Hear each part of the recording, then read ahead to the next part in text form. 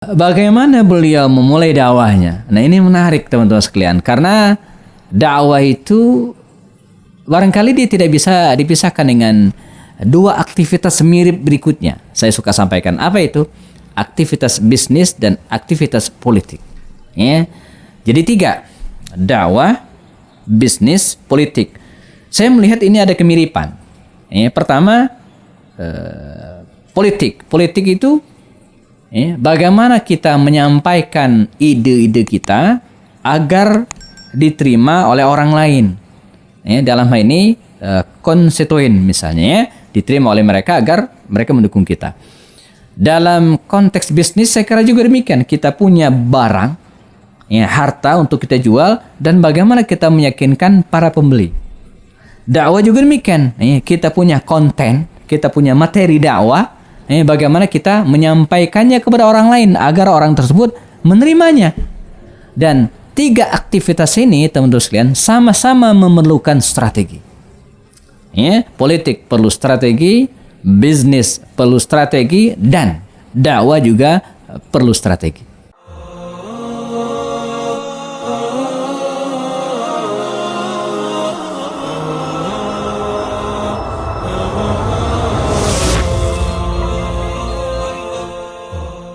Assalamualaikum warahmatullahi wabarakatuh.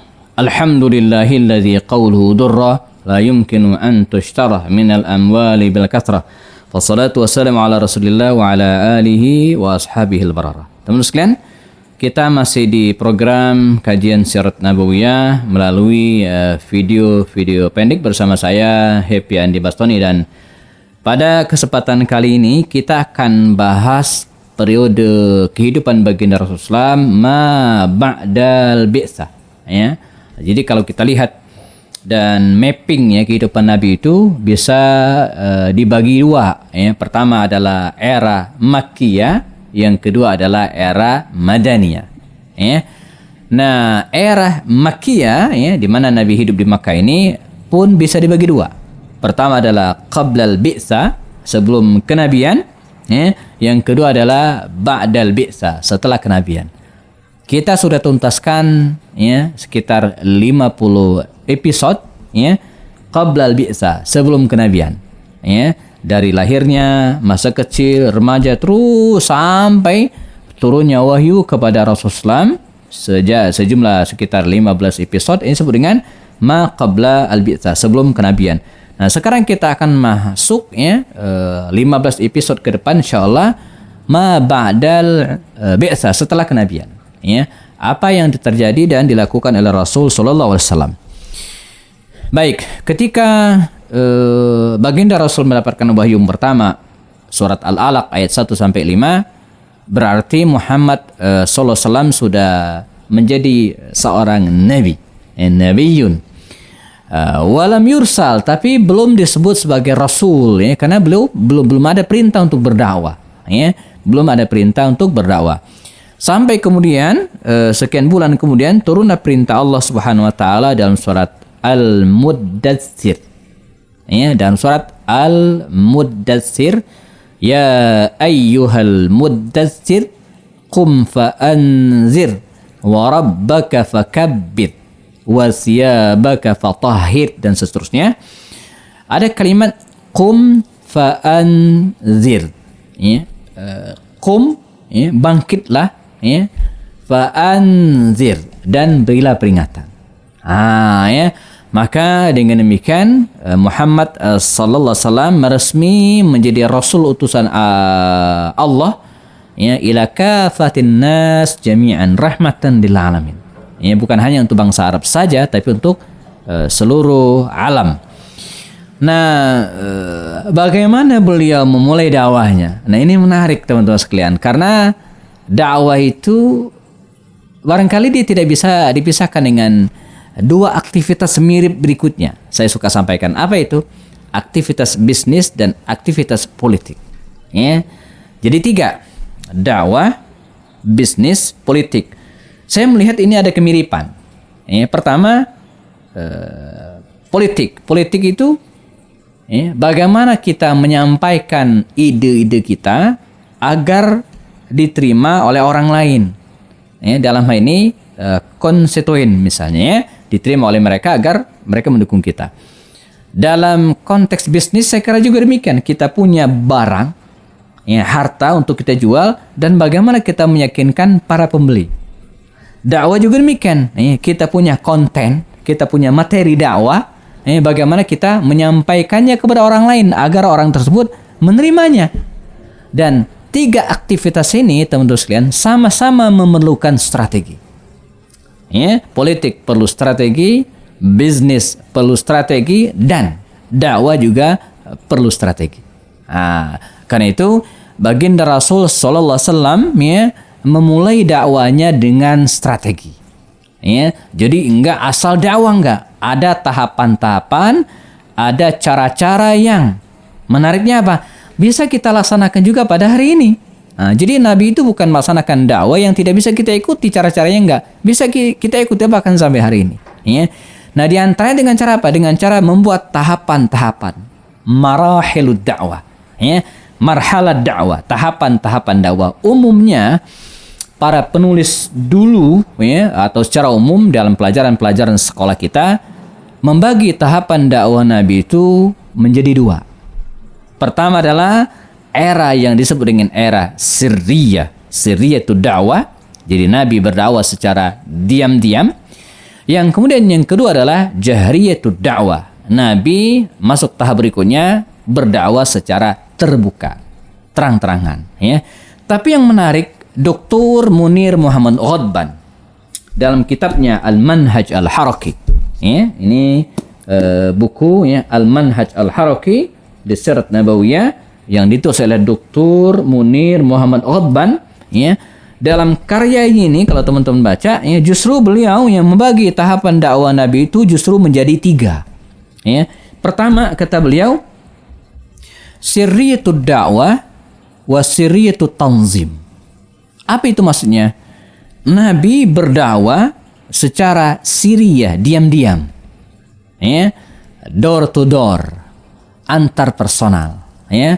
Wa sirriyatu tanzim, dan struktur, kalau sekarang bahasa organisasinya susunan pengurusnya, ya, siapa saja yang terlibat pun dirahasiakan. Dakwanya diam-diam, dirahasiakan, dan para aktivisnya kalau bahasa organisasi hari ini pun disembunyikan, tidak dipublish. Apalagi di media sosial, ya, enggak. 1. Yang kedua kata beliau, jahriyatud dakwah wa sirriyatut tanzim. Ya. Dakwah mulai terbuka, dilakukan secara terang-terangan dan sudah banyak yang tahu, tetapi sirriyatut tanzim, ya, aktivisnya, pengurusnya, pelaku dakwah itu sendiri masih dirahasiakan. Maka pada fase ini kita mendengar kesaksian dari Abu Jahal, misalnya dengan kalimatnya yang berbunyi, na'lamu anna Muhammadan ja'a bidinin jadidin wa bid'i. Ya. Kita tahu Muhammad itu katanya datang membawa ajaran jadid, ya, agama yang baru yang tidak kita ketahui dari nenek moyang kita. Ya, tidak menyembah berhala, tidak boleh berjudi, tidak boleh minuman keras, gitu kan, walaupun babnya belum haram pada waktu itu karena pengharaman minuman keras kan bertahap. Ya, setelah di arah Madinah, ya, dan ya tradisi-tradisi yang lainnya terutama dalam menyembah berhala, ya. Jadi kata Abu Jahal apa? Na'lamu anna Muhammadan ja'a bidinin jadidin. Kita tahu Muhammad itu bawa ajaran baru nih, ya, wa bid'i gitu, dan bid'ah. Bid'ah dalam arti tidak menjadi tradisi mereka pada waktu itu. Wa najhalu man ma'ahu. Tapi sayang kita enggak tahu tuh siapa yang bersama dia. Kecuali orang-orang yang beneran, misalnya Abu Bakar itu udah dari awal kelihatan, ya, bersama dengan Rasulullah SAW, ya. Nah, jadi dalam fase ini bagian dari kecerdasan Rasulullah, ya. Jadi dakwahnya mulai bocor, mulai kelihatan dan sudah menjadi rahasia umum, ya. Jadi pada fase ini, ya, dakwah Nabi itu sudah menjadi rahasia tapi umum. Ini lucu, ya, rahasia tapi semua orang tahu. Nabi itu beda ajarannya dengan ajaran nenek moyang bangsa Arab pada umumnya, ya. Nah, ini disebut dengan jahriyatud dakwah wa sirriyatu at-tanzim. Saya kira dalam konteks hari ini barangkali beberapa organisasinya pun melakukan hal yang sama. ya, bahwa dilakukan dakwah tapi beberapa personal dan aktivisnya ya tidak terbuka ya karena dianggap tidak penting. Nah, yang ketiga adalah jahriyatud dakwah wa jahriyatut tanzim. Ini puncaknya. Dakwah dilakukan secara jahriyah yang dalam kalimat lain disebut juga sebagai jahriyatu jamaahiriyah. Jadi betul-betul di open. Kalau bahasa hari ini mungkin dideklarasikan, ya, diumumkan, ya, siapa ketuanya, siapa dewan syuranya, siapa sekretarisnya, sekjennya itu diumumkan, dipublish, ya, pada fase ini. Nah, pada fase jahriyatu dakwah wa jahriyatu tanzim ini, teman sekalian, dakwah di Mekah betul-betul terbuka dan orang-orang yang masuk Islam betul-betul ketahuan. Dan nanti kita akan bahas fase-fase ini satu persatu. Pertama, sirriyatud dakwah wa sirriyatut tanzim, ya. Dakwah dilakukan secara full diam-diam dan orang yang terlibat pun diam-diam. Pada fase ini baginda Rasul, teman-teman sekalian, mendakwahi siapa? Orang-orang sekitarnya. Ya, sebut misalnya dalam catatan riwayat, beliau mengajak istrinya Khadijah, putra-putri beliau, anak angkat beliau Zaid bin Haritha, lalu kemudian siapa lagi, anak-anak tiri Rasulullah dengan Khadijah, kita kenal sebelumnya dibahasnya. Kemudian siapa lagi, ya, termasuk juga pengasuh Rasulullah, ya, Ummu Aiman, ya. Kemudian di dalam sejarah disebutkan juga siapa, Ali bin Abi Thalib, ya. Ali bin Abi Thalib itu sejak awal, ya, sudah mengikuti Rasulullah pada usia 8 tahun, ya, walaupun sempat ketahuan oleh ayahnya, ya. Tapi beliau tidak tetap mendukung dakwah Rasulullah SAW, ya. Lalu kemudian masuklah Abu Bakar. Jadi ketika Abu Bakar masuk Islam, dan ini mengubah banyak hal, ya. Di tangan Abu Bakar As-Siddiq inilah teman-teman sekalian begitu banyak orang yang memeluk Islam, ya. Saya mungkin sering sampaikan dalam kajian-kajian online ataupun offline bahwa para ulama, jumhur mayoritas ulama, termasuk diantaranya Imam Ibnu Hajar Al-Asqalani, menyebutkan bahwa afdhalus sahabati ba'da Rasul huwa Abu Bakar As-Siddiq. Sahabat Nabi yang paling afdal setelah Rasulullah itulah Abu Bakar Siddiq. Ya. Di antara keutamaannya, selain beliau masuk Islam lebih awal daripada yang lainnya, tetapi beliau juga bisa merekrut kader-kader dakwah, pengikut-pengikut dakwah dari berbagai kalangan. Ya. Dengan kebangsawanannya dari kabilah Bani At-Taimi, beliau bisa mengajak, merekrut, ya, tokoh-tokoh anak-anak muda dari kalangan menengah ke atas. Maka masuk Islam melalui tangannya Utsman bin Affan. Maka masuk Islam melalui tangannya Abdurrahman bin Auf. Masuk Islam di tangannya Az-Zubair bin Awam. Nah, ini tokoh-tokoh anak-anak muda kaya, gitu kan, pebisnis ulung dari kalangan menengah ke atas. Ya, dan banyak lagi, Abu Ubaidah bin Jarrah masuk Islam di tangan Abu Bakar Siddiq. Dan dengan kekayaannya, teman-teman sekalian, dia seorang pengusaha pakaian, kekayaannya, Abu Bakar Siddiq bisa merekrut orang-orang yang di bawah. Maka ada Bilal bin Rabah yang dibebaskan, ada lagi Khabbab bin Arth dia santunin, ada Abdullah bin Mas'ud yang juga dia berikan bantuan terus-menerusnya. Jadi kalau bahasa bisnisnya itu, ya, jadi atas dapat gitu, ya, bawah juga dapat. Sehingga dalam waktu yang singkat pada fase ini, teman sekalian, ya, pada fase ini, ya, banyak sekali orang-orang yang masuk Islam di tangan Sayyidina Abu Bakar Siddiq radhiyallahu anhu.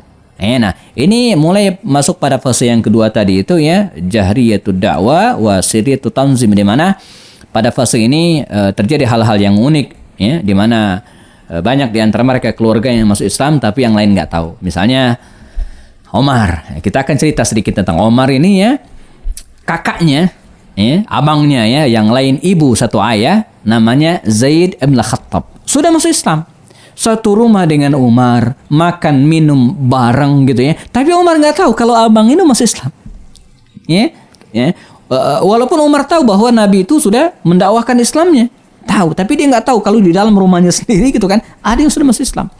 Atau misalnya Suhail bin Amr, ya, dia nggak tahu kalau dua anaknya Abdullah dan Abu Jandal, ada L-nya, ya. Jadi kalau di kita kan nggak ada L-nya, ya. Abdullah dan Abu Jandal, dua-duanya Ibna Suhail, dua putra Suhail masuk Islam. Bapaknya nggak tahu. Atau misalnya Abu Hudzaifah bin Utbah bin Rabi'ah, Abu Hudzaifah bin Utbah bin Rabi'ah sudah masuk Islam, bapaknya nggak tahu. Ya. Atau misalnya siapa lagi ya? Nah, Bilal bin Rabah sendiri sebelum kemudian ketahuan ya masuk Islam. Tuannya Umayyah bin Khalaf tidak tahu. Nah ini fase yang kedua. Dakwah sudah aku kasih terang-terangan, tapi personalnya masuk Islam tidak ketahuan. Sampai akhirnya Sayyidina Umar bin Khattab yang didahului oleh Hamzah bin Abdul Muttalib masuk Islam. Masuk Islamnya dua tokoh muda Quraisy ini, Hamzah dan Umar ini, mengubah segalanya.